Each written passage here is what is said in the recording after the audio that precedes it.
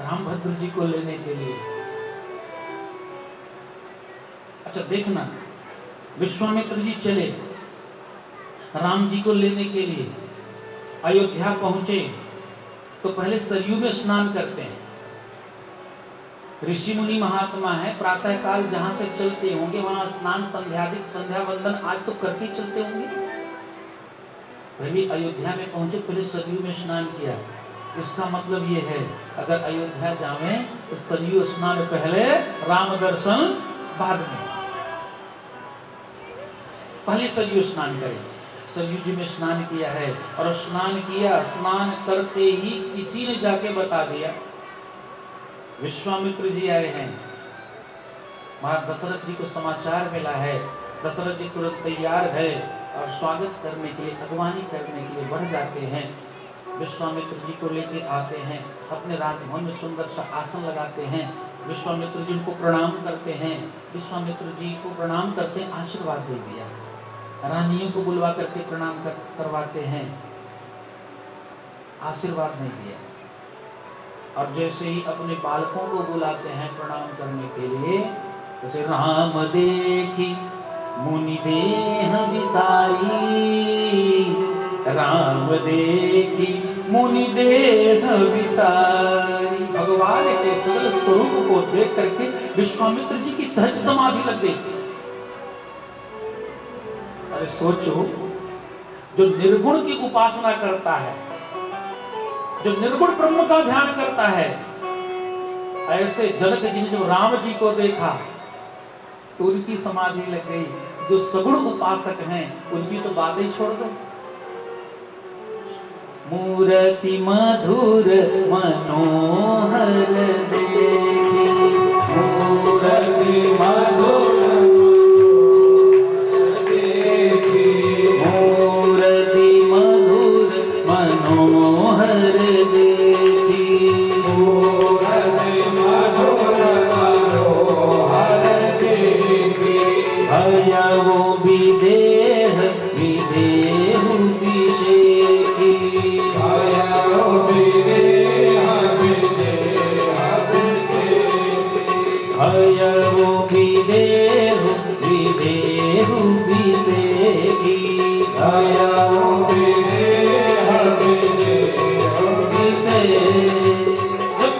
निराकार का ध्यान लगाता है। ऐसे जनक जी ने जब पहली बार राम जी को देखा तो उनका मन भी उद्विग्न हो गया है। और जो सगुण उपासक हैं, जो मूर्ति के उपासक हैं, वो जो रामभद्र जी के स्वरूप का दर्शन करेंगे तो उनकी समाधि लग ही जाएगी। दशरथ जी ने सोचा लगता विश्वामित्र जी फिर कुपित होके आ गए क्या? विश्वामित्र से रघुकुल बड़ा डरता है। इसके पहले एक बार आए थे ना, हरिश्चंद्र जी के जमाने में सब कुछ लेकर के चले गए थे। आज दोबारा आए हैं। एक बार आए,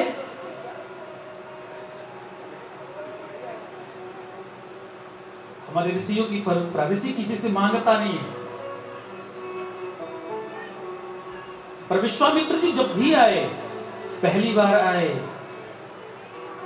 तो धन लेकर के गए, और दूसरी बार आए विश्वामित्र जी तो राम जी को लेकर चले गए।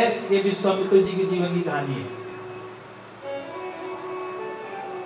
भयभीत दशरथ जी वही विश्वामित्र हैं जिन्होंने स्वप्न में संकल्प किया था हरिश्चंद्र जी ने तो सर्वस्व ले लिया था।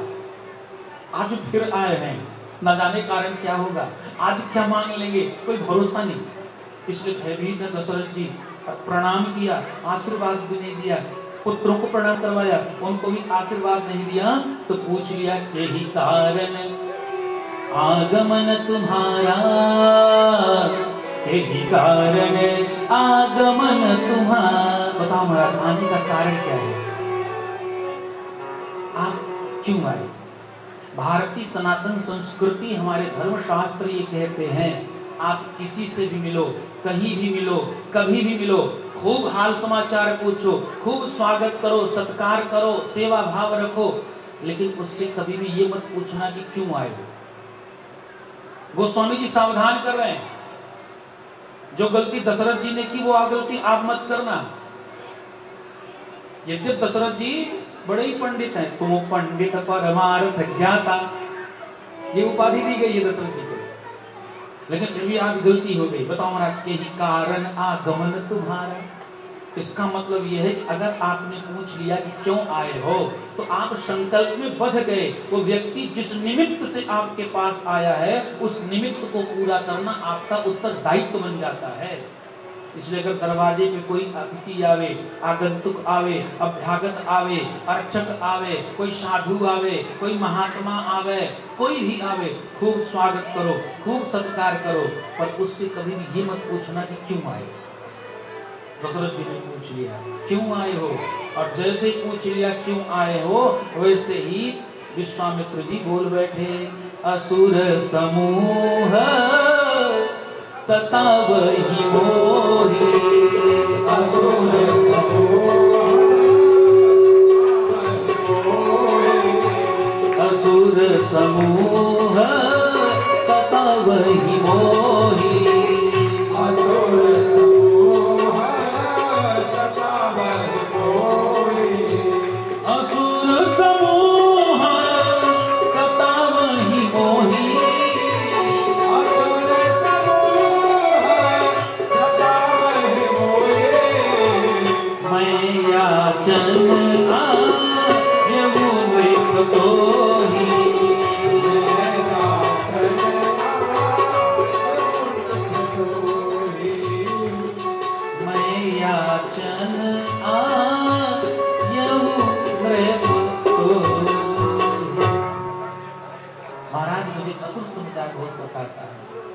हमारे यज्ञ को नष्ट कर देते हैं, हमारे यज्ञ नहीं हो पा रहे हैं, हमारे यज्ञ विधान रुक रहे हैं।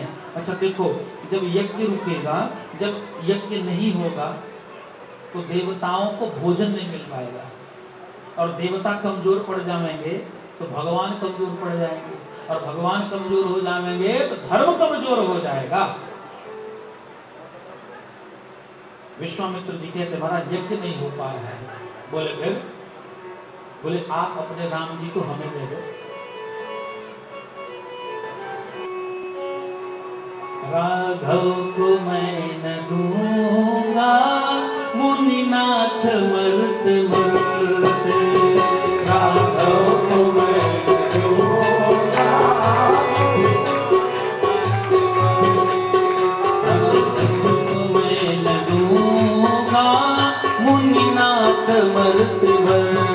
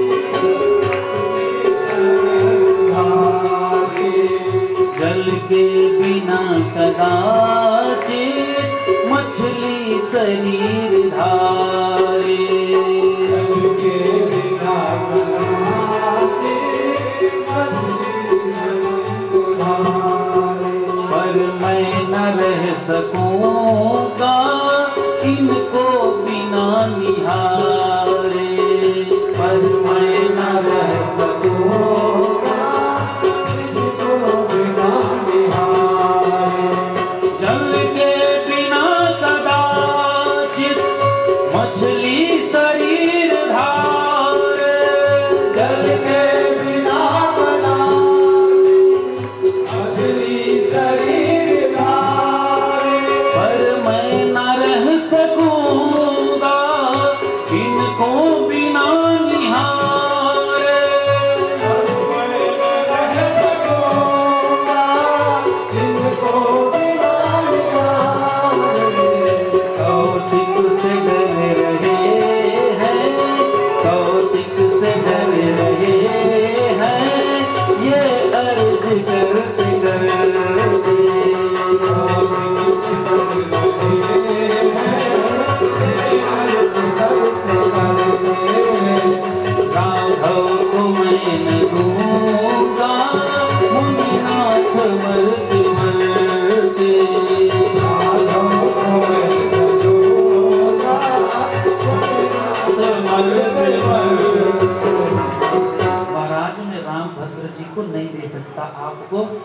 आप चाहे जो कुछ मांग लो, ये राज्य ले लो, ये धन ले लो, ये संपत्ति ले लो, अगर आप कहो तो मैं अपने प्राणों को ही आपके चरणों में न्यौछावर कर दूं। विश्वामित्र जी ने कहा, एक बार जो गलती कर दी है वो दोबारा नहीं ना करना चाहता। क्या किया महाराज? अरे आपको तो विदित है ना, स्वप्न में संकल्प करा लिया मैंने हरिश्चंद्र जी से, और स्वप्न में संकल्प कराने के बाद मैंने उनका सर्वस्व हरण कर दिया। सर्वस्व हरण करने के बाद हरिश्चंद्र जी को काशी में जाकर के गंगा घाट में बिकना पड़ा। मैं गलत बोल गया, गंगा घाट पे नहीं, उस समय गंगा जी नहीं थी, उस समय काशी में वरुणा नदी हुआ करती थी। गंगा मैया तो भगीरथ जी के समय से आई हैं, और भगीरथ जी हरिश्चंद्र जी के बहुत बाद के हैं। हरिश्चंद्र सौदास, सौदास का खटवान, दीर्घबाहु आदि हुए, तब जाकर के अंशुमान, ये सगर के पुत्र है अंशुमान, अंशुमान से दिलीप और दिलीप से भगीरथ। अब दिलीप समझ मत लेना, दिलीप दो हुए रघुवंश में, एक तो सौदास के पुत्र हैं और एक बार में दिलीप नीचे आते हैं। वरुणा नदी हुआ कर, इसी का नाम, एक नाम है वाराणसी, एक नाम है वाराणसी, एक नाम है काशी, एक नाम है आनंदवन। काशी नगरी के 4 नाम हैं, सर्वप्राचीन नाम काशी, और फिर नाम पड़ा वाराणसी, और उसके पहले एक नाम था आनंदवन, और वर्तमान में लोग क्या कहते हैं? बनारस। अब देखो भैया, आनंदवन की मैं व्याख्या कर सकता हूं, आनंदवन क्यों है, काशी की व्याख्या कर सकता हूं कि नाम काशी क्यों पड़ा, वाराणसी की व्याख्या मैं कर सकता हूं वाराणसी कैसे हुआ, लेकिन बनारस की व्याख्या मैं नहीं कर सकता, मेरे पास कुछ पता ही नहीं बनारस नाम हुआ कैसे। देखो, जब संस्कृति से कोई नाम आता है तो उसका अर्थ होता है, अब जब कोई नाम विकृति से आता है तो उसका अर्थ नहीं निकलता है। ये संस्कृति के नाम है, आनंदवन संस्कृति का नाम है, काशी संस्कृति का नाम है, वाराणसी संस्कृति का नाम है, और सनातन धर्म को विकृत बनाने के लिए उन पाखंडियों ने, म्लेच्छों ने क्या किया, बोले काशी के नाम को विकृत कर दिया और नाम रख दिया बनारस। ये विकृत बनाने के लिए कर दिया उन्होंने, ये विकृति है हमारी। शुद्ध नाम लें, काशी, आनंदवन। हमने एक दिन निवेदन किया था कि आप अगर विश्वास न हो, काशी का एक नाम है आनंदवन, अगर विश्वास न हो तो कर्मकांड की कोई भी पुस्तक पुरानी जो काशी से छपती हो, वहां आप देखेंगे तो संकल्प की योजना में आनंद बने, गौरी तटे, काशी क्षेत्रे, ये व्यवस्था की है। तो वरुणा नदी पे 80 घाट, वरुणा नदी पे 80 घाट, इसलिए नाम पड़ा वाराणसी।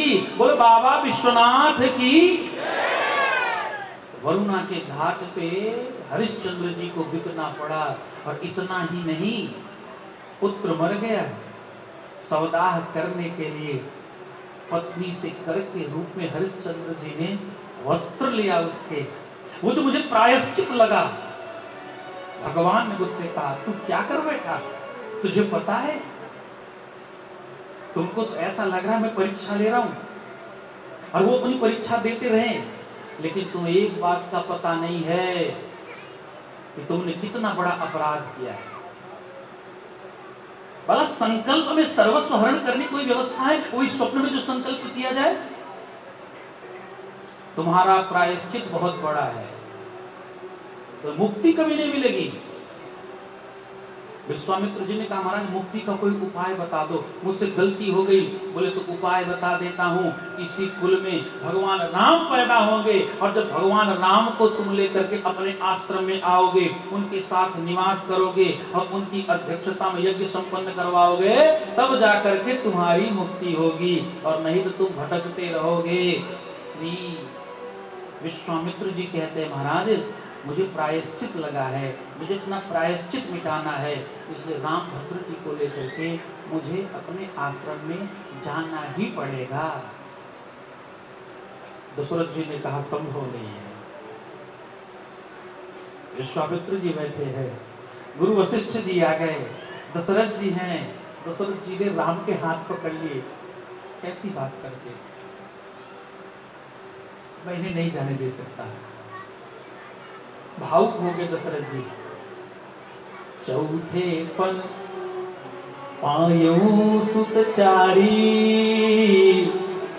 विप्रवचन नहीं कहे हो विचारी। महाराज जी आपने क्या कह दिया, आपको ऐसा नहीं बोलना चाहिए था, क्षमा करना हमें, मैं नहीं दे सकता। जब शिष्य अज्ञानता के दलदल में धंस जाता है तब प्रकाश दिखाने के लिए कौन आता है? गुरु आता है। अच्छा सुनो, जीवात्मा जब तक बोलता है, बोलता रहता है, लेकिन जब गुरु बोल देता है तो जीव बंद हो जाता है, चुप हो जाता है, शांत हो जाता है। अभी तक विश्वामित्र और श्री दशरथ जी में संवाद चल रहा था, वशिष्ठ केवल सुन रहे थे। अचानक वशिष्ठ जी बोल बैठे, दशरथ जी आपको राम जी को देना ही पड़ेगा। और जैसे ही गुरु वशिष्ठ जी ने कह दिया देना पड़ेगा, वैसे ही दशरथ जी शांत हो गए हैं। तो गुरु जब बोल देता है तो शिष्य को शांत हो जाना चाहिए, ये तो गुरु शिष्य की परंपरा है। शांत हो गए दशरथ जी, और शांत है तो राम जी को समर्पित कर दिया है। राम जी को लेकर के विश्वामित्र जी लखनलाल के सहित बड़ी प्रसन्नता के साथ वहां से चल देते हैं। रास्ते में ताड़का का वध किया है। यद्यपि भगवान के पास सर्वशास्त्र हैं, सभी विद्याएं हैं, लेकिन फिर भी बला और अतिबला नाम की दो विद्या प्रदान की। बला और अतिबला, ये दो विद्या है। देखिए एक भगवान का कीर्तन करते हैं आप लोग ना, रघुपति राघव राजा राम, पतित पावन सीताराम। रघुपति राघव राजा राम, पतित पावन सीताराम। रघुपति राघव राजा राम, पतित पावन सीताराम।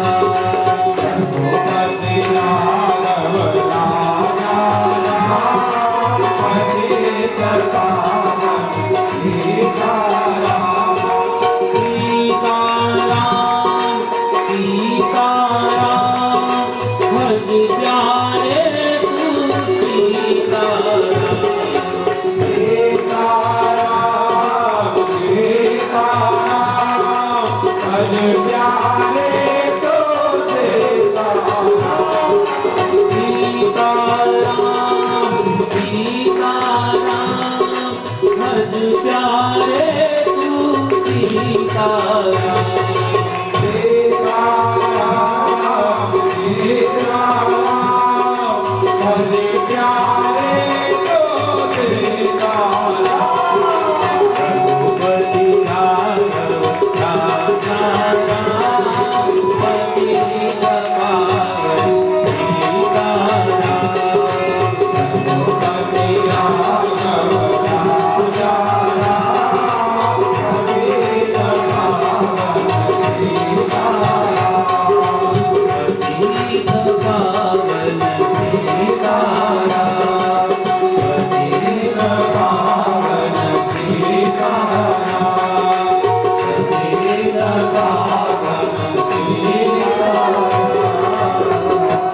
ये कीर्तन बहुत बड़ा है, लेकिन इस कीर्तन में भी कुछ विकृतियां पैदा कर दी गई हैं। किसी भी महान कवि के कृति के साथ किसी को खिलवाड़ करने का अधिकार नहीं दिया गया, लेकिन फिर भी लोग पता नहीं क्या करते रहते हैं। मैं एक बार एक कथा करने गया, मैं जब सुबह सो के उठता था तो ये कीर्तन बजता रहता था, रघुपति राघव राजा राम, पतित पावन सीताराम।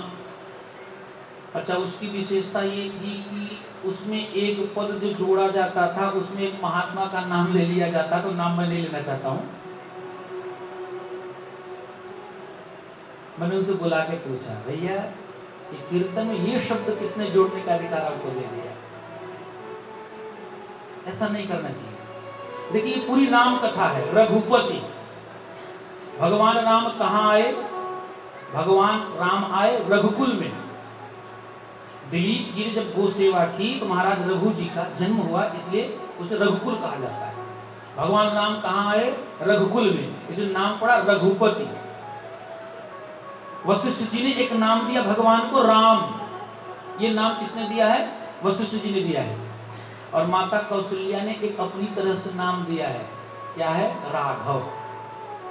रघुकुल में आए इसे रघुपति भय। कौशल्या जी के पुत्र भय, कौशल्या जी ने कहा राघव। पतित पावन, पतित पावन कब है?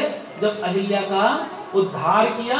और सीताराम कब है? बोले जब जनकपुर में चले गए तब सीताराम हो गए। पूरी राम कथा है ना जी।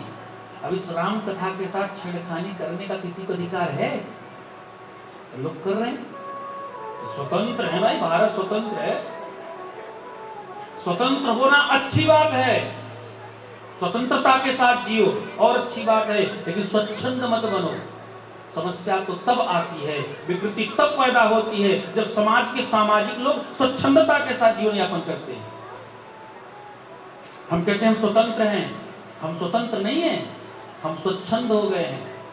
स्वतंत्रता तो तब थी जब राम राज्य था, ये तो स्वच्छंदता है, तो स्वतंत्रता नहीं कहते इसको। ये स्वतंत्रता नहीं, ये स्वच्छंदता है। हर व्यक्ति अपने मन का मालिक बन गया। हमें कीर्तन तोड़ना है, तोड़ देंगे। हमें भजन तोड़ना है, हम तोड़ देंगे। हमें मर्यादा तोड़नी है, हम तोड़ देंगे।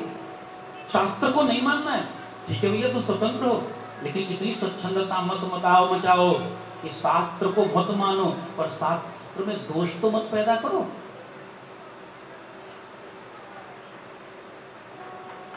ये पूरी राम कथा है, इसलिए इसमें किसी प्रकार की विकृति नहीं आनी चाहिए। रघुपति, राघव, राजा राम। राजा राम कब बने? जब ताड़का का वध किया है तो विश्वामित्र जी ने 2 अस्त्र दिए और साथ में एक नाम दिया है, राजा राम। और पहुंच गए कहां पे? अब विश्वामित्र जी के आश्रम में। विश्वामित्र के आश्रम में जाकर के भगवान ने विश्राम किया है। और विश्राम करते के बाद प्रातः काल जब उठे राम जी तो विश्वामित्र जी से कहते हैं, महाराज अब आप जाकर के निर्भय यज्ञ करहूं तुम जाई, निर्भय यज्ञ करहूं तुम जाई। जैसे यज्ञ करना आरंभ किया, यज्ञाहुति पड़ी, वो तिल, तंडुल, यव, घृत, गुड़ और अन्यान्य औषधियों से युक्त जब आहुतियां दी गई, जैसे ही आहुतियां दी गई वैसे ही पूरे जंगल में सुगंधी फैल गई। अब सुगंधी फैली, जितने राक्षस गण थे सब सोचे यज्ञ कौन करने लगा, यज्ञ कौन करने लगा। सब राक्षस गण आए यज्ञ में विघ्न उत्पन्न करने के लिए। राम और लक्ष्मण जी जिस यज्ञ के रखवारे हैं उस यज्ञ में कोई विघ्न आ ही नहीं सकता है। भगवान ने सारे विघ्नों को दूर कर दिया है। और मारीच को तो बिना ही अन के बाण से मारा भगवान ने, जाकर के 100 योजन दूर जाकर के गिर पड़ा है। यज्ञ संपन्न हुआ। यज्ञ संपन्न होने के बाद राम जी को सीधे अयोध्या वापस करना चाहिए था, लेकिन ऐसा नहीं किया। विश्वामित्र जी क्या कहते हैं, राम जी आपने एक संत के, एक महात्मा के यज्ञ को संपन्न कराया है। बोले हाँ। तो एक ब्रह्मर्षि के यज्ञ को संपन्न कराया आपने? हाँ। बोले एक राजर्षि के यज्ञ को भी संपन्न करवाते चलिए। अगर ये कह देते कि हम स्वयंवर में जाने वाले हैं तो शायद राम जी मना कर देते। नहीं, मुझे पिताजी ने कहा यज्ञ की रक्षा करना, तो हम यज्ञ ही में केवल जाएंगे, स्वयंवर में नहीं जाएंगे। इसलिए विश्वामित्र ने चालाकी दिखाई, उन्होंने स्वयंवर का नाम नहीं लिया। बोले धनुष यज्ञ चलना है, धनुष यज्ञ में चलना है। राम जी ने कहा बोले चालाकी तो कर गए, स्वयंवर शब्द का उपयोग नहीं किया। क्या बोले? धनुष यज्ञ में चलना है। और राम जी जो है चल देते हैं। आगे आगे श्री विश्वामित्र जी हैं, उनके पीछे श्री राम जी हैं, उनके पीछे श्री लखनलाल जी चल रहे हैं। आश्रम एक दीख मग माही आश्रम एक दीघ मग माही, आश्रम एक दीघ मग माही, आश्रम एक दीघ मग माही, भग मृग जीव जंतु तह आही, भग मृग जीव जंतु तह आही, भग मृग जीव जंतु तह आही, भग मृग जीव जंतु तह आही। पूछा मुनि शिला प्रभु देखी, पूछा मुनि शिला प्रभु देखी, पूछा मुनि शिला प्रभु देखी, पूछा मुनि शिला प्रभु देखी, सकल कथा मुनि कहा विसेकी, सकल कथा मुनि कहा विसेकी, सकल कथा मुनि कहा विसेकी, सकल कथा मुनि कहा विसेकी। आश्रम एक दीघ मग माही। आगे आगे श्री विश्वामित्र जी हैं, उनके पीछे श्री रामभद्र जी चल रहे हैं। चलते चलते रामभद्र जी ने पूछ लिया, गुरुजी। गुरुजी बोले हाँ चेला जी। बोले ये आश्रम है? विश्वामित्र जी बोले हाँ आश्रम है। बोले महाराज पर एक बात बताना। बोले क्या? बोले खगमृग जीव जंतु कहा नहीं, यहाँ कोई पशु दिखाई नहीं पड़ रहे हैं, पक्षी दिखाई नहीं पड़ रहे हैं, मयूर नृत्य नहीं कर रहे हैं, यज्ञ कुंड सूना पड़ा हुआ है, बटु समुदाय वेद मंत्रों का पाठ नहीं कर रहा है, यहाँ पे तपस्वियों के वो मृगचर्म नहीं सूख रहे हैं, यहाँ पे तो कोई कौपीन भी बाहर पड़ा हुआ दिखाई नहीं पड़ रहा है। गुरुदेव भगवान क्षमा करना, ये आश्रम है, इस आश्रम की व्यवस्था ऐसी कैसी है? हे मीडिया कर्मचारियों, आप लोग जाके बैठ जाओ, पीछे वाले लोग कथा सुनने दो। जाओ। ये बड़े दूर दूर से चैनल वाले आ गए भाई। इतने चैनल वालों को किसने आने दिया यहाँ पे? एक दो आए होते तो ठीक था। बोलो सियावर रामचंद्र की। गुरु जी आश्रम है, पर आश्रमी केवल व्यवस्था कोई दिखाई नहीं पड़ रही है। विश्वामित्र जी ने कहा पहले एक बात बताना। बोले क्या? बोले आगे आगे कौन चल रहा है? राम जी ने कहा महाराज आप चल रहे हो। अच्छा अच्छा, जब मैंने नहीं देखा तो तुमने आश्रम क्यों देख लिया? जो आगे चल रहा है उससे पहले देखना चाहिए था, लेकिन आगे वाला नहीं देखा तो आपने क्यों देख लिया? राम जी कहते हैं यही तो मेरी विशेषता है, जिसे कोई नहीं देखता है उसे मैं देखता हूं, और जिसे मैं देख लेता हूं उसे फिर किसी और को देखने की आवश्यकता नहीं पड़ती है। जिसको राम जी देख लेंगे, जिसको रामभद्र जी देख लेंगे, उसे फिर किसी और को देखने की आवश्यकता पड़ेगी क्या जी? हमारे सूरदास जी है ना, वृंदावन में रहते थे और नित्य प्रति बिहारी जी का दर्शन करने के लिए जाते, दर्शन करने के लिए जाते। और ब्रजवासी एक छोरा, ब्रजवासियों के खून में कुछ विशेषता होती है, उनका स्वभाव बड़ा चंचल होता है। तो ब्रजवासी छोरे ने पूछ लियो, सूरदास जी। सूरदास जी कहा बात है? बोले आप क्या करने जाते हो? बोले हम दर्शन करने को ही जाते हैं। बोले आंखें ना दर्शन कैसे करते होंगे? सूरदास जी ने कहा बेटा सुनो, हम देखने नहीं जाते, हम दिखाने जाते हैं। हे प्रभु आप मुझे देख लो, और अगर वो मुझे देख लेगा तो फिर किसी और को देखने की आवश्यकता नहीं पड़ेगी। रामभद्र जी कहते हैं मैं जिसे देखता हूँ उसे किसी और को आवश्यकता पड़ती ही नहीं है देखने के लिए। उसे मैंने देख लिया। अच्छा देख लिया आपने? बोले हाँ। गौतम नारी श्राप बस उपल देह धरि धीर, चरण कमल रज चाहती, कृपा करहु रघुवीर। संबोधन दिया है, रघुवीर कहकर संबोधित किया विश्वामित्र जी। हे रघुवीर, तुम जिस कुल में पैदा हुए हो उसका मान रखो। बोले क्या कहना चाहते हो महाराज? सो पूरी कहानी सुना दी। ये अहिल्या जी है, गौतम जी ने श्राप दे दिया है, ये पत्थर हो गई हैं, अपनी चरण धूलि आप प्रदान करो। बोले महाराज एक बात बताना। बोले हाँ। बोले जब रघुवीर कह के संबोधित कर दिया है तो बताओ मैं ये काम कैसे कर सकता हूं? आप कह रहे रघुवीर, मैं रघु के कुल में उत्पन्न हुआ हूं। और महाराज रघुवीरों के यहाँ स्त्रियों की बड़ी पूजा होती है। हमारे यहाँ हर स्त्री मां की तरह मानी जाती है। और आपने रघुवीर कह के पुकारा है तो आप महाराज रघु के चरित्र को तो जानते ही होंगे। महाराज रघु जी यज्ञ करते थे और यज्ञ में सारे देवता प्रत्यक्ष प्रकट होते अपनी अपनी आहुतियां लिया करते थे।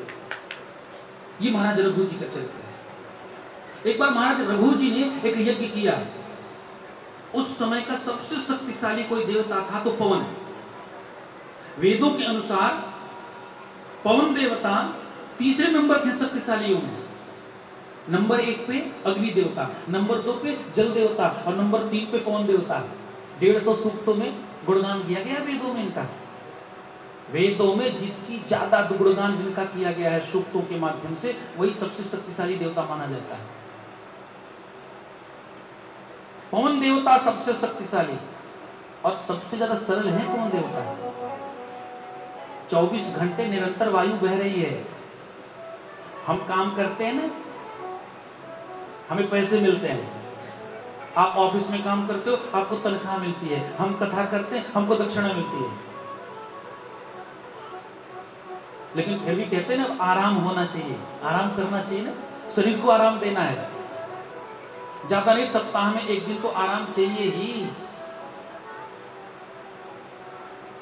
काहली भैया, अरे शरीर थक गई काम करते करते, आराम चाहिए। हाँ, अरे भैया 12 घंटे काम करता है, 12 घंटे सोता तो है। अरे इतने से काम नहीं चलेगा, पूरा 24 घंटे चाहिए आराम के लिए। 24 घंटे आराम करेगा। हाँ, ये पवन देवता नित्य निरंतर बह रहे हैं। अगर पवन देवता कह दे भैया हम संडे मनाएंगे, अगर कह दे कि हम छुट्टी पे जाएंगे रविवार को, तो क्या होगा? रविवार की बात छोड़ो, 24 घंटे की बात छोड़ो, मैं केवल 24 मिनट की बात करता हूं। अगर पवन देवता 24 मिनट के लिए संसार से गायब हो जाए तो क्या होगा? पूरी वसुंधरा, जो पूरी धरती आप दिख रहे हो, देख रहे हो ना, ये कुरुक्षेत्र का मैदान दिखेगा। चारों तरफ 100 ही 100 पटे रहेंगे। 24 घंटे अगर श्वास न मिले, मिनट 2 मिनट में तो प्राण निकल जाते हैं साहब। 24 मिनट तो बहुत होते हैं। पवन देवता अगर कह दें कि हम 24 मिनट के लिए छुट्टी पे जा रहे हैं, सोचो क्या होगा। इतना शक्तिशाली जो पवन देवता था, वो महाराज रघु के यज्ञ में आया, हाथ जोड़ के कहता महाराज रघु मेरे लिए आदेश करो। रघु जी ने कहा सुनो पवन देवता, ये भारतवर्ष है और भारतवर्ष कृषि प्रधान देश है। हमारे यहाँ का हर भाई खेतों पे काम करने जाता है। अगर कदाचित कोई भाई खेत पर काम करने के लिए चला जाए और उस भाई का हाथ बटाने के लिए कदाचित अगर कोई माँ चली जाए खेत पर काम करने के लिए, काम करते करते अगर वो माँ कदाचित थक जाए, खेत से वापस आ रही हो, संयोग से रास्ते में कोई वृक्ष मिल जाए, उसकी छाया में वो माँ बैठ जाए, थकान के कारण, शरीर के श्रमित हो जाने के कारण कदाचित अगर उस माँ को उस वृक्ष के नीचे नींद आ जाए, तो हे पवन देवता इतनी मर्यादा में बहना, इतनी मर्यादा में बहना कि उस माता के अंग वस्त्र न उड़ने पाए, ये ध्यान रखना। और आप मुझे रघुवीर कहते हो, रघुवीर कह दिया आपने।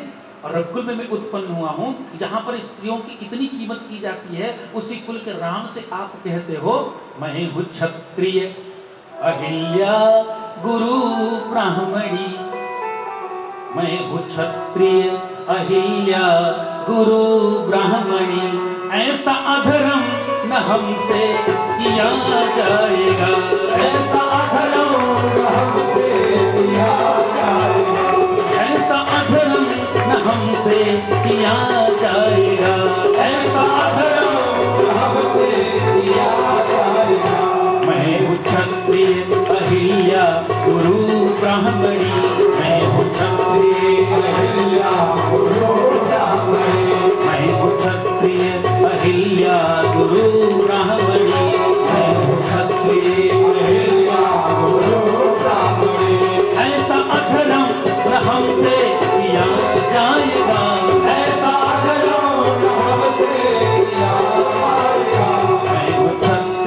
अहिल्या गुरु ब्राह्मणी,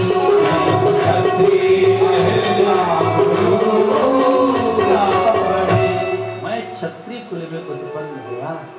और शास्त्र कहता है ब्राह्मण तो जन्मजात ही क्षत्रियों का गुरु होता है। भागवत जी की कथा में प्रसंग आता है, अश्वत्थामा की कथा आती है ना, अर्जुन पकड़ करके लाते हैं ना अश्वत्थामा को। द्रौपदी ने क्या कहा, अरे अर्जुन तुम्हारे गुरु जी ने तुम्हें सारी विद्या प्रदान कर दी, पर विद्या प्रदान करते इसमें छोटी सी विद्या नहीं दी कि ब्राह्मण जन्मजात से क्षत्रियों का गुरु होता है, और तू अपने गुरु को पकड़ के लाया, गुरुपुत्र को पकड़ करके लाया है, लज्जा नहीं आती तुम्हें? भगवान राम जी कहते हैं ये मेरे गुरुकुल से है, मैं अपनी चरण धूलि प्रदान करूं, ऐसा अधर्म न मुझसे करवाए महाराज। लेकिन हमने आपसे निवेदन किया, जब गुरु बोलता है तो ब्रह्म को भी बोलना बंद कर देना पड़ता है, जीव की तो बात छोड़ो। विश्वामित्र जी बोल बैठे, राम जी चुप हो गए, नहीं गुरु राज्ञा गरीयसी, गुरु का आदेश है चरण धूलि प्रदान करो। और जैसे ही कहा चरण धूलि प्रदान करो, गुरु जी का आदेश लिया है, और गुरु जी का आदेश लेकर के भगवान राम जी ने चरणों को उठाया है।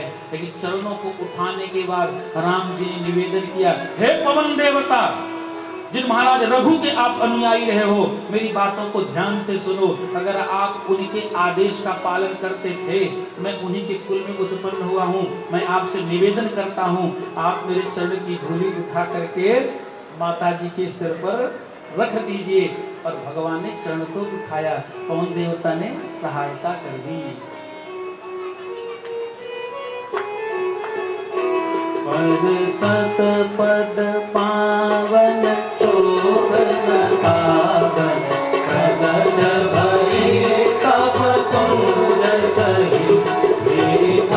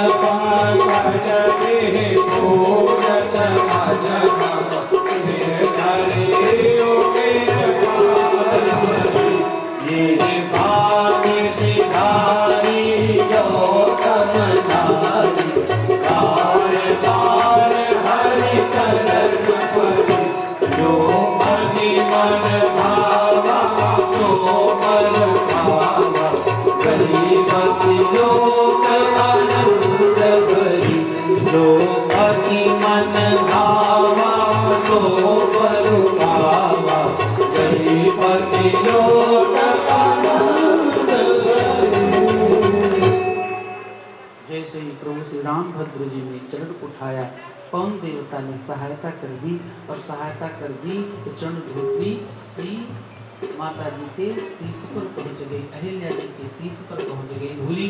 और जैसे ही शीश पे धूली पहुंची वैसे ही माता जी श्राप से मुक्त भई और उठ करके खड़ी भई। खड़ी होकर के प्रार्थना करने लगती हैं। प्रार्थना करने के बाद प्रार्थना के मध्य में कहती है, महाराज मैं तो सोच रही थी ऋषि जी ने मुझे श्राप दिया है और मैं गलत सोच रही थी। मुनि श्राप जो दीना पति भले दीना परम आलोक है माना। मुनि श्राप जो दीना पति भले दीना परम आलोक है माना। वे क्यों भरे लोचन हरि भव मोचन इहै लाभ संकर।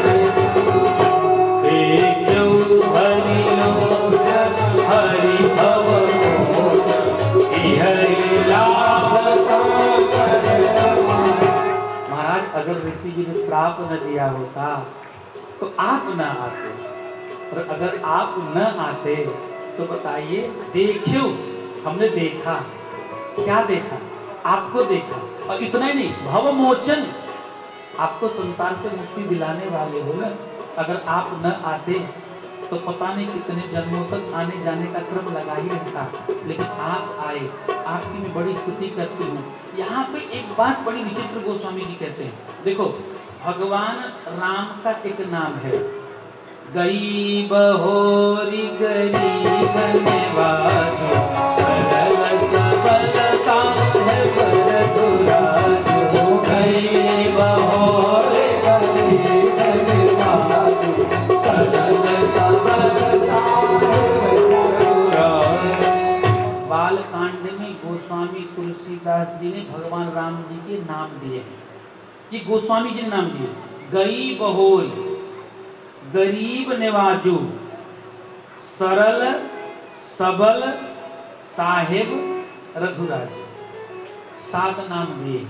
और भगवान राम 7 नामों को स्वीकार करते हैं और एक एक कांड में इन नामों की सार्थकता को भगवान दिखलाते हैं। भगवान को पहला नाम दिया गई बहोरी। गई बहोरी का माने क्या होता है? गई बहोर, सीधी सी बात है, जो गई हुई वस्तु थी उसको ला करके जो वापस दे दिया उसका नाम हो गया गई बहोर। किसी ने गोस्वामी जी से पूछा, अरे राम नाम वशिष्ठ जी ने बहुत विचार के रखा था, वो आपको अच्छा नहीं लगा? बोले मुझे नहीं अच्छा लगा, भक्त की इच्छा के अनुसार नाम करो। अरे जैसे जैसे करेगो काम वैसे वैसे पड़ेगो नाम, सीधी सी बात है। बोले फिर गई बहोरी का मतलब क्या है? बोले जब गई हुई वस्तु को ला करके वापस दे दे वो गई बहोरी हुआ। बोले संसार में तब तो बहुत लोग गई बहोरी हो जाएंगे। बोले नहीं। बोले क्यों? बोले संसार की जितनी वस्तुएं हैं उन सबको ला करके कोई न कोई वापस दे सकता है। धन चला जाए हो सकता है वापस मिल जाए, संपत्ति चली जाए हो सकता है वापस मिल जाए, पुत्र कहीं परदेश चला जाए तो वापस मिल सकता है। लेकिन संसार की एक ऐसी वस्तु है जो एक बार चली जाती है तो वापस दोबारा नहीं मिलती है। वो क्या है? वो है भारतीय नारी का चरित्र। जिस नारी का चरित्र एक बार चला जाता है वापस नहीं आता है, लेकिन भगवान राम ने वो भी ला करके दिखाया। अहिल्या के गए हुए चरित्र को लाकर के भगवान राम जी ने दिया, तभी तो अहिल्या मुक्त होने के बाद कहाँ गई? वैकुंठ गई? नहीं। साकेत लोक गई? नहीं। गोलोक गई? नहीं। कहाँ गई? गई पतिलोक आनंद भरी। जिन पतिदेव भगवान ने श्राप दिया था उन्हीं पतिदेव भगवान के पास अहिल्या पुनः चली जाती है। इसलिए भगवान राम का नाम बालकांड में है गई बहोरी। अहिल्या जी ने कहा महाराज आपने बड़ी कृपा दर्शाई हमारे ऊपर, बस एक कृपा और कर दीजिए। बोले क्या?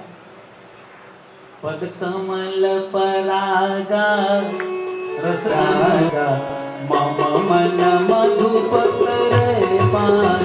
पद कमल परागा रस अनुरागा मम मन मधुप करे पाना। पद कमल परागा रस अनुरागा मम मन मधुप करे पाना। परागा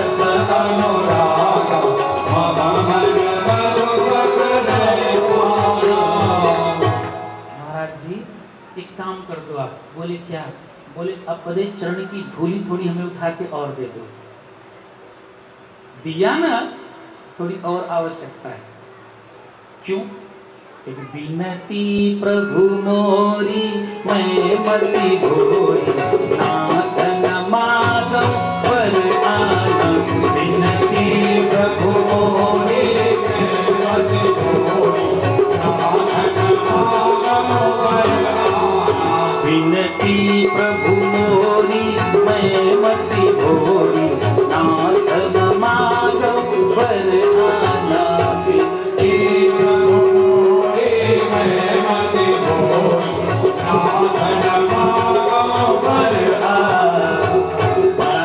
विनती प्रभु मोरी मैं मति भोरी, मैं मति भोरी। वो स्वामी जी ने शब्दों को कहां से ढूंढ के लाए? मति भोरी शुद्ध गांव का शब्द है, बड़ी भोरी स्वभाव की है। अच्छा, भोरी माने क्या होता है? मति भोरी।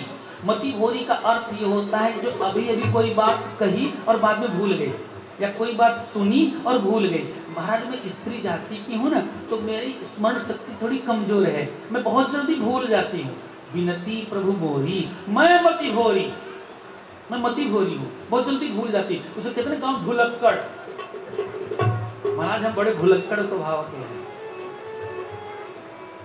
तो अच्छा, यहाँ पे भुलक्कड़ स्वभाव के हैं, ठीक है। चाहती क्या हो? मतलब आपके चरणारविंद जो है ना, वो कमल के पुष्प की भांति है। बोले फिर? बोले मन मम मधुप। आपका जो स्वरूप है वो कमल के पुष्प की भांति है, और मेरा मन जो है वो भौरा है। अभी अभी आपके चरणारविंद की धूली की जो प्रसादी मिली उससे मैं तर गई, लेकिन महाराज मन भौरा है। मन तो भटकता रहता है ना। मन के हारे हार है, मन के जीते जीत, मन ही मिलावत राम से, मन ही करत मन के मतान चालिए, मन के मता अनेक। मन भंवरा है। अच्छा, भंवरे का स्वभाव क्या है? भंवरा कभी कमल के पुष्प पे जाता है, परागों को चूसता है, तो कभी गुलाब के फूल पे जाके परागों को चूस लेता है, कभी केवड़ा के फूलों को, कभी रजनीगंधा के फूलों को, कभी हरश्रृंगार के पुष्पों को। लेकिन कभी कभी भंवरा गलती कर बैठता है। क्या? बोले पुष्पों के परागों को चूसते चूसते कभी कभी वो गंदगी में भी जाके बैठ जाता है। लेकिन महाराज मेरा मन रूपी भंवरा जो आपके चरणारविंद की धूली को सूंघ चुका है, अब ये दुनिया के किसी अन्य रस का आघ्राण न करे, इसलिए विनती प्रभु मोरी। बस छोटी सी विनती है। क्या? बस ये चरण धूली हमें थोड़ी सी उठा के दे दीजिए, हम पुड़िया बना के रख लेते हैं, और जब कुछ सूंघने की आवश्यकता हो तो इन चरण धूली को उठा करके हम सूंघ ले, ताकि मेरा मन भंवरा अब भटकने न पाए। भगवान ने दिव्य कृपा बरसाई। अस प्रभु दीन बंधु हरि, कारण रहित दया, तुलसीदास सतते ही भज, छाणी कपट जंजाल। अहिल्या के प्रकरण को सुनाते सुनाते हमने आपसे कथा के प्रथम दिवस में निवेदन किया था। रामचरितमानस क्या है? ये मानस सरोवर है, और मानस सरोवर के घाट कितने हैं? मानस सरोवर के 4 घाट हैं। रामचरितमानस में क्या है? मानस सरोवर 4 घाट हैं, और 4 घाट पे लोग विराजमान है ना। एक है ज्ञान घाट, जिसमें भगवान शिव बैठे माता पार्वती को कथा सुना रहे हैं। एक है कर्म घाट, जहाँ पे याज्ञवल्क जी भरद्वाज जी को कथा सुना रहे हैं। और एक है भक्ति का घाट, जहाँ पे कागभूषुंडी जी और गरुड़ जी की कथा चल रही है। और एक घाट वो है ना समर्पण का, जहाँ पे गोस्वामी तुलसीदास जी बैठे हैं। तो गोस्वामी तुलसीदास जी किसको कथा सुना रहे हैं? शिव जी पार्वती को, याज्ञवल्क जी भरद्वाज जी को, कागभूषुंडी जी गरुड़ जी को। पर गोस्वामी तुलसीदास जी किसको कथा सुना रहे हैं? गोस्वामी तुलसीदास जी ने किसी दूसरे को कथा नहीं सुनाई। गोस्वामी तुलसीदास जी स्वतः समर्पण के घाट पे बैठ करके अपने मन को कथा सुना रहे हैं। तुलसीदास सठते ही भजू, यहाँ पे डाटा छाड़ी कपट जंजाल। गोस्वामी तुलसीदास जी कहते हैं जब कथा सुनते सुनते मन द्रवीभूत हो जाए तो मन को डांटो। गोस्वामी तुलसीदास जी ने अपने मन को ही श्रोता बनाया, और जब अहिल्या के चरित्र को सुनकर के मन द्रवीभूत हुआ तो गोस्वामी तुलसीदास जी ने कहा लोहा गर्म है, हथौड़ा मारो। मन द्रवीभूत हो गया है, और द्रवीभूत मन में जो आकृति आकर के चिपक जाती है फिर वो निकलती नहीं है। उदाहरण के लिए जैसे वो आप रजिस्टर्ड पत्र करने जाओ, रजिस्ट्री करने जाते हो ना, तो रजिस्टर्ड जब पत्र करने जाते हो आप तो लाख पिघली रहती है, और पिघली लाख पे डाक खाने की मुहर मारी जाती है, और जब मुहर मार देते हैं तो थोड़ी देर बाद मुहर को उठा लेते हैं। मुहर को उठा लेते हैं तो क्या होता है, मुहर के जितने अंक हैं वो लाख में सब अंकित हो जाते हैं। उसी तरह से भगवान के चरित्र को सुन करके जब चित्त द्रवीभूत होता है तो द्रवीभूत चित्त में वो लीला आकर के रुक जाती है। तुलसीदास जी ने कहा अरे मन सठ तो यहाँ वहाँ क्यों भटक रहा है, जब अहिल्या का उद्धार हुआ है तो तेरा भी उद्धार होगा। इस तरह से मन को समझाया है, और मन को समझाने के साथ साथ मैं अपनी वाणी को यहीं पे विराम दूंगा। शब्द पुष्पांजलि गुरुदेव भगवान के चरणों में समर्पित करता हुआ एक निवेदन, जो बातें अच्छी लगी हों उनको लेके जाएंगे, और जो बातें अच्छी न लगी हों उन्हें यहीं पे छोड़ के जाएंगे। यदि आज थोड़ा सा साउंड बिगड़ गया, अब 5 मिनट खाली आरती होनी है, प्रसाद लेके जाइए। कोई यहाँ भाषणबाजी नहीं होने वाली है, ना तो किसी का सत्कार है। 5 मिनट आप लोग रुकिए, आरती हो रही है और प्रसाद लेके जाइए। हरि ओम आयुधं हरिः प्रजननं मे अस्तु दशवीरं सर्वप्रभुं स्वतयात्मसंप्रजासनिक सुसनिरोसन्निधेसनि अग्निः प्रजां बहुलामे करोत्तमं पयोरितो शिवा सुधत्त। आरत की जय श्री रघुवर की, आरत की जय श्री रघुवर की, आरत की जय श्री रघुवर की, आरत की जय श्री रघुवर की, सदचित आनंद शिव सुंदर के, सदचित आनंद शिव सुंदर के, दशरथ तनय कौशिला बोलन,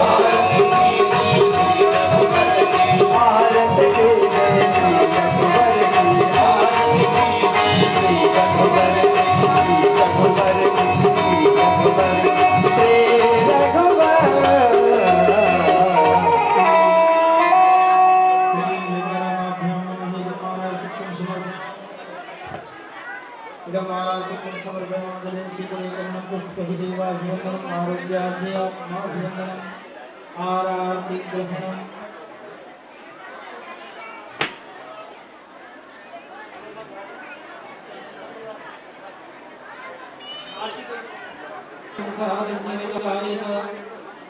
हरि ओम जगदेवस्मानि धर्माणि प्रथमान्यासन्ना तेहनाकं महिमानः सचन्तेऽत्र पूर्वे शाक्याः सन्ति देवाः हरि ओम दशरथात्मजाय विद्महे सीतावल्लभाय धीमहि तन्नो रामः प्रचोदयात् सेवन्तिका बहुलचन्द्रप्रभा श्यामल रामचंद्र की पवन सुत हनुमान की उमापति महादेव की श्री सद्गुरुदेव भगवान की व्यास जी महाराज की आज के आनंद की नमः पार्वती पते हर हर महादेव। जो लाडू है वो कालू भाई चिक्की वाले हैं। वो चिक्की बनाते हैं कालू भाई, सब जगह दुकानों पर आपको मिलती होगी चिक्की खाने को।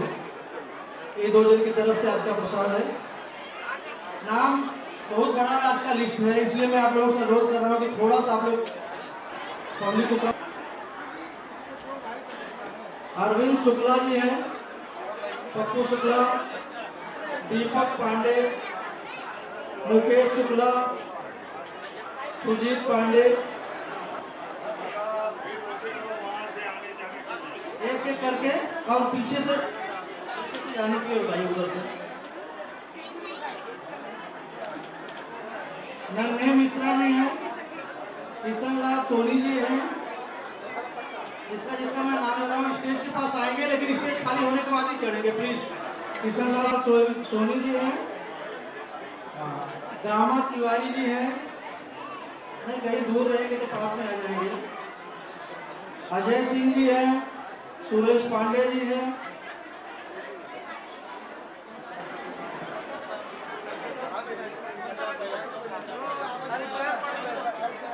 भाई यहाँ पर दुपट्टा आप बनाइए, महाराज जी का लोग चरण स्पर्श करें, उनका हाथ दुखने लगेगा तो कल हमको पता में टेंशन होगा। खाली पैर पड़े महाराज जी का, बस बाकी सेवा आप दीजिए। सबकी इच्छा होती है, हमें समझ रहे हैं, लेकिन ये भी समझे 4 घंटा कंटिन्यू महाराज जी बोल रहे हैं।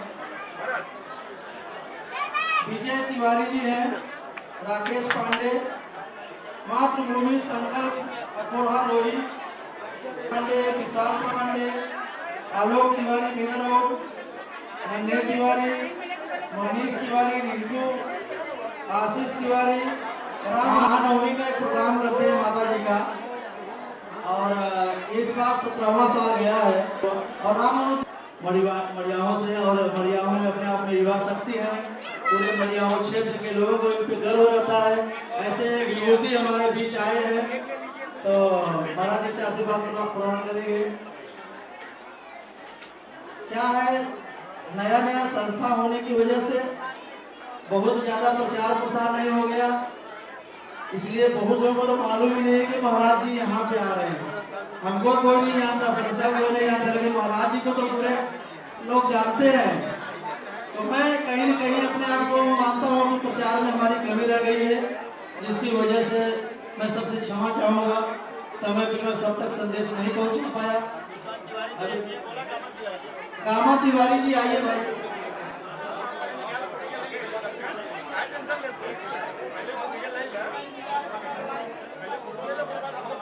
दाताओं के कुछ नाम है, मैं आपके सामने बोलना चाहूंगा। ये तो सर महाराज जी के गांव के है, लगता है कथा ही महाराज जी के ही पैसे से हो रहा है।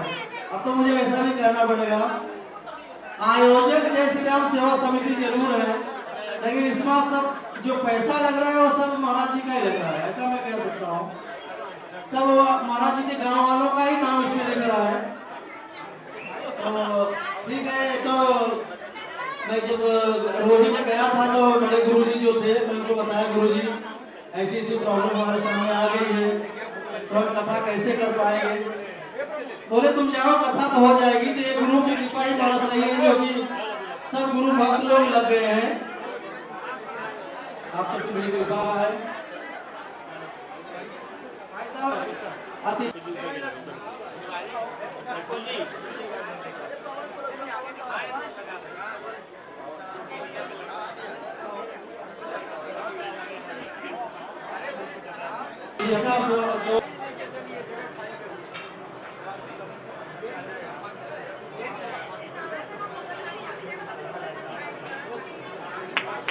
बीच में यहाँ पे हमारे गुरु जी इतनी भीड़ मचा दी है कि हाल ही भर गया और हाल के बाहर ही 150 आदमी रहने लगे। उनका हम बहुत ही आभारी हैं और बहुत